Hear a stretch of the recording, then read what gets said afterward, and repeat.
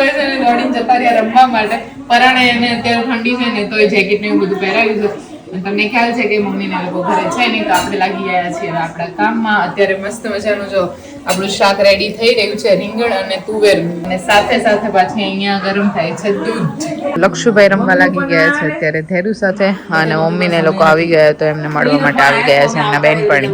અને આને હજુ કેટલું લાંબુ થવું હશે કોને ખબર. આમ તો જો આટલો લાંબો છે ને તો પાછો અત્યારે પુશઅપ કરે. અહીંયા ચર્ચા ચાલી રહી છે પુષ્પા 2 ની. બોલો પડ્યો આટલો ટાઈમ થયો તો આટલી બધી ચર્ચામાં છે આ પિક્ચર.